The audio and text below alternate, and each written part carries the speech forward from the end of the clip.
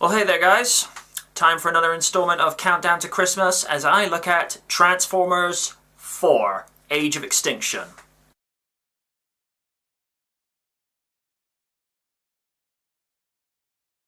The story is some 5 years after the events of Transformers 3, Dark of the Moon, or as I said on that one fateful review back in 2011, Transformers Armageddon, because I honestly think that's the better title, but that's subjective.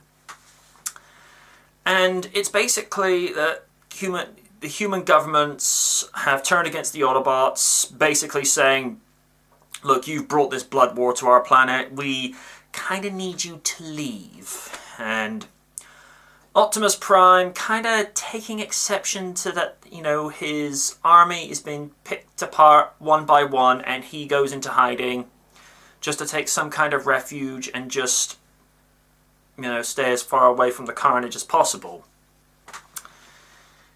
And he befriends a family, the Jaegers in Texas, who are kind of struggling just to make ends meet, with Cade being a less than successful inventor, but the guy's very optimistic and very positive that, he can make something of himself. He can make a better life for his daughter that he couldn't make for himself and her mother.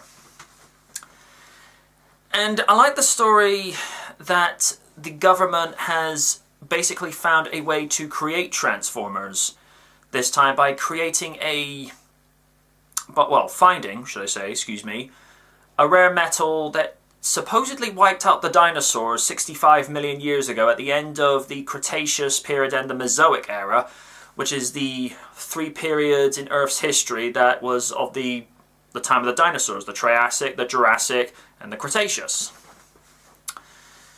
Although the fact that they called this ore transformium, I kind of looked and thought, it's kind of a nice play on words because it allows because it's the metal that the Transformers are made from, but the name is kind of lazy in the sense that that's the best you could use. Hollywood. In terms of the writing that this story had, when you look at the 3 previous installments of Transformers to the big screen since 2007, I felt this one was much more fan-friendly. In the thinking of, they cut back on the crude, ludicrous frat boy jokes from the first and second movie that really didn't need any place in there, and the sexual humor and innuendos were either completely toned down or just gone and out of the window, and I, for one, was kind of glad of that. From the point of view that, we want to see a movie about Autobots versus Decepticons. We don't want to see, the idea of, Megatron and Optimus Prime doing something that you'd see on collegehumor.com. Now, I happen to like collegehumor.com, but it doesn't have any place in the world of Transformers. Opinion only. I like the way that Kelsey Grammer's character was aesthetically... He says he's doing all the things that he's doing for the right reasons for his country, but the fact that he was working with Lockdown, you just think, yeah, grade A douchebag. No sympathy. Now, a lot of people have said that Lockdown, who is for all intents and purposes a Transformers bounty hunter, was pretty much in character for this movie. Now, having only seen the character's appearance in Transformers Animated, I don't really have much of an opinion to go off, but the character reminded me in some weird way of Hans Gruber from Die Hard. And there's a reason for this. The guy didn't raise his voice, he didn't yell, he was cool, calm, subtle, and just bad to the bone. And when an antagonist is not raving, shouting, or doing all the stereotypical things that you'd expect an antagonist to do, you think, well, this guy's crazy. This guy's messed up. But that makes for a good villain. And it's the same thing with Kelsey Grammer's character. again, he says he's doing all the right things for his country, but when you look at his method of execution, yeah, probably not the best choice of words, you look at him and think, no you ain't. But in terms of the writing, I felt this was a much, much better Transformers movie than what we had been given before. First one, decent first attempt. Second one, that was more style than substance, or in regards to decent plot. Third one I felt was a vast improvement. But the fourth one, I felt like they more or less had it near enough perfect. They focused more on the actual Autobots having conversations with each other. And I like the way that Optimus Prime is almost at a crossroads, because he's questioning his very faith and what he's doing. You know, because he thinks, well, mankind has actually betrayed me and my Autobot colleagues. Why should I do them a favour? And it takes the words of wisdom from Cade, who I think Marky Mark Wahlberg was actually a better protagonist than Shia LaBeouf, but that's for another story.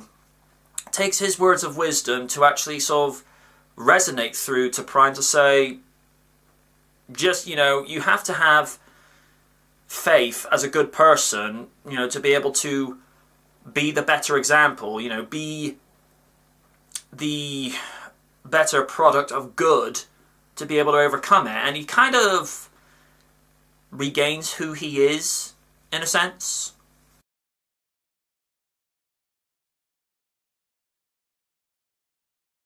I'm not going to go through all the cast list. I'm just going to run down the main principal actors who serve their part well in the movie. I'll quickly touch upon Sophia Myles. If you had removed her from this movie, it would have changed nothing. And it's a real damn shame, because Sophia is a really steady, competent actress and deserves to have much more of a... how should I say this? Much more of an involvement, considering how good she is at what she does. And I think she needs more roles in Hollywood, because the only two notable ones that people will be familiar with, one being that really crappy Thunderbirds movie from 10 years ago. I know I keep narking on about it, but that movie was garbage. And a very underrated TV role in 2007's Moonlight, which was actually came along just before the whole vampire wave, you know, came over TV and Hollywood again. You know, really underrated movie, really underrated TV series, excuse me. And if you happen to find it on DVD, you should check it out. Really worth the money. Stanley Tucci, or is it Tucky? I'm not sure, as Joshua Joyce. He starts off being kind of a grade A douchebag by saying, you know, us humans can make better Transformers, you know, we can be better than the real McCoy and all that jazz. Until it kind of dawns upon him through Cade's words near the third act of the movie. It's like, you think you're in control? Or is this guy just playing you for a fool? And you kind of see in Stanley's acting, especially when you look in his eyes, you can see the gears are turning. He's actually questioning what he's doing. And that's a really good thing about non-verbal acting, is when you're able to make the audience see what that character is thinking, is when you know you've got something special. And Stanley, really decent actor. As mentioned before, Kelsey has, you know, he kind of plays the grade A crazy antagonist, because he thinks what he's doing is all for the right reasons, when it's completely to the contrary. Because what he's doing essentially is bringing Armageddon back to Earth, which is not the kind of thing you want, considering, you know, it was the Autobots that helped stop the war in Chicago in the third movie. Now, Nicola Peltz as Tessa Yeager.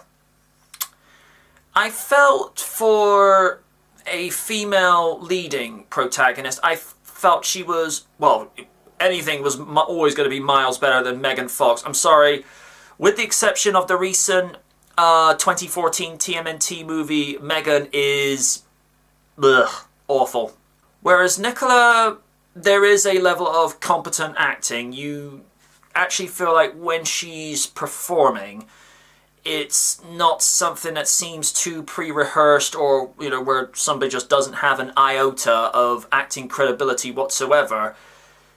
And yet she's able to make this character seem organic and real, and she plays the role of a teenage daughter that's pretty much had it with the naive antics of her inventor father, that, you know, still believes that he's gonna make something useful when, from her perspective, he should really just get a 9-to-5 job, just pay the bills, and actually start dating, because they've got this rule where he doesn't date, so therefore she doesn't date, as far as he knows.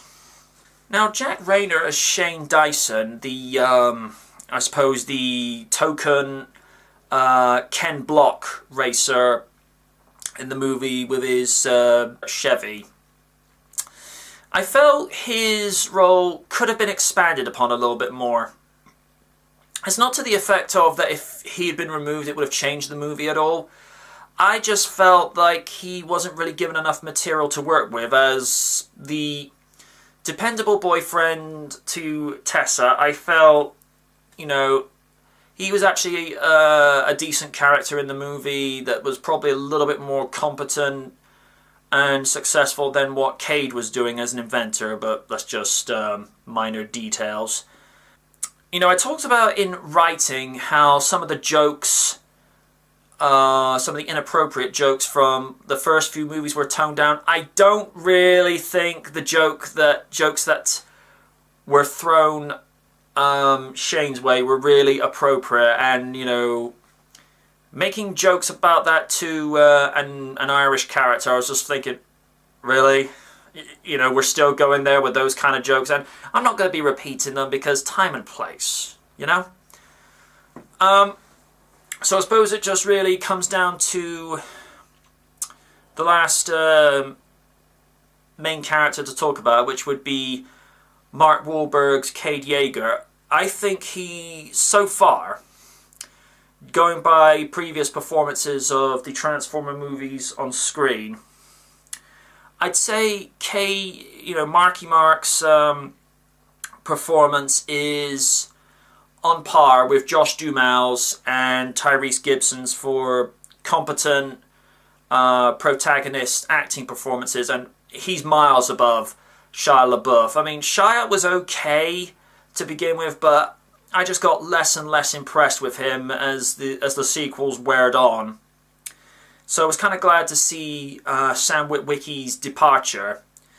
You know, I didn't hate the character nor the actor. I just felt it was time for him to go. You know, they needed something fresh, someone to, you know, feel like you could sort of relate to the character a little bit more, where, you know, you're not in a position in life that you want to be in, and you're just shooting for, you know, something bigger and something grander. And I think Mark actually gave that with his performance as Cade Yeager. And of course, Peter Cullen as Optimus Prime, I felt he knocked another one out of the park. I think as Optimus, he just continues to get better and better with the passing of time. And I like the fact that Optimus was very bitter and very jaded in this movie. You know, you get the sense of, you know, how a character would react to feeling betrayed, feeling outcast, and, you know, just feeling how someone would feel when people that you've made sacrifices for and gone to, you know, bat for them, all of a sudden decide to stab you in the back. And I think Peter Cullen conveyed this brilliantly in his vocal performances. I really do.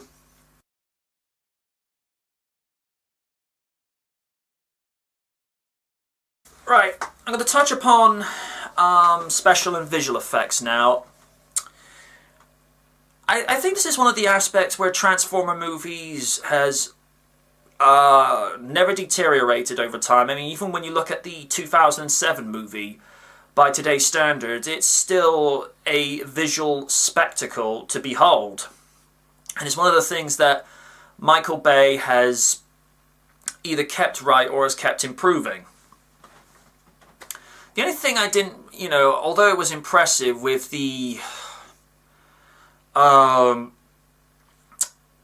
human-created Decepticons, I didn't like the fact that they kind of cyber-transformed, or even tele-transformed. I preferred seeing, when Autobots and Decepticons actually transformed physically and not just sort of dematerialized and rematerialized. That was just something that just didn't mesh well with me. I'm not saying it was awful, but I would rather they didn't stray away from it, if you get what I mean.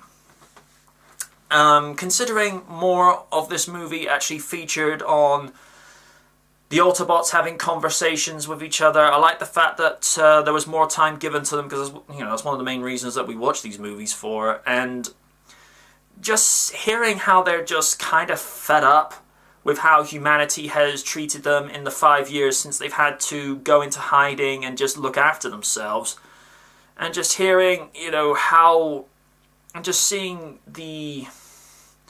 I don't know what it is, but I think either that ILM is actually using motion capture, or the animators are able to make the... just the movement of them walking, jumping, or fighting just seemed that little bit more organic and a little bit more real. And, I'll be very surprised if they don't win any award for that this year. I'll be genuinely surprised.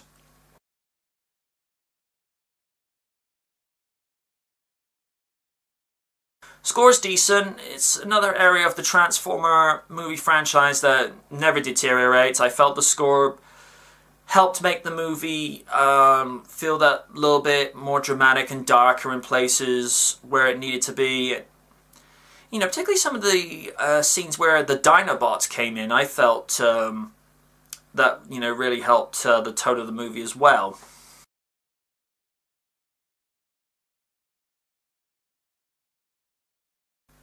In terms of the overall package of this movie, I think it's the best one out of the lot.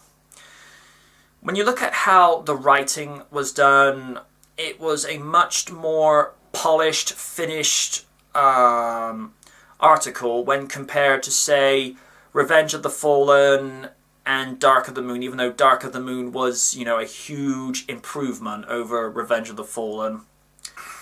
I just felt like it was more of a Transformers movie that the fans could actually appreciate and respect, and not, just nitpicking apart. And for me, it didn't feel like so much of a huge, glorified commercial for General Motors in this one. I felt like you could, sometimes the product placements were a little bit shoved in your face, like they did with the first movie, or like when the Xbox 360 transformed, just because the Allspark was shoved onto the sidewalk. But there's a reason why you get sponsors in, because they want to help, push some of their products, so, you shove them into the movie.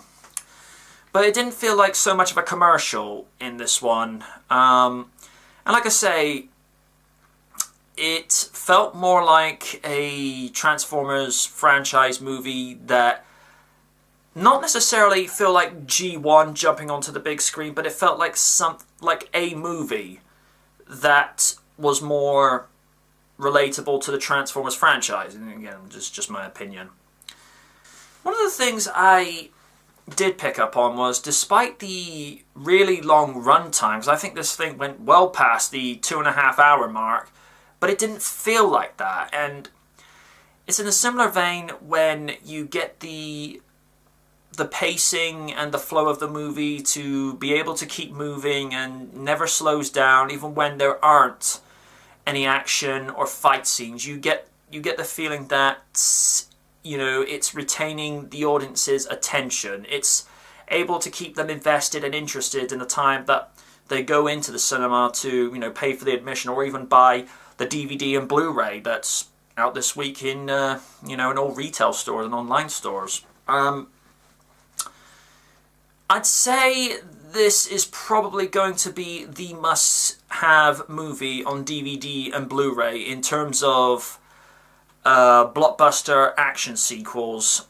And it kind of opens up as to where the story's going to go next, with the way that the events of the movie ended with Prime going back to Cybertron, presumably. So, on this one, I'm going to give Transformers 4 Grade A Awesome and 5 Santa Claus. We got one more to go for Countdown to Christmas, Dawn of the Planet of the Apes. Until next time, everybody, good night from the night.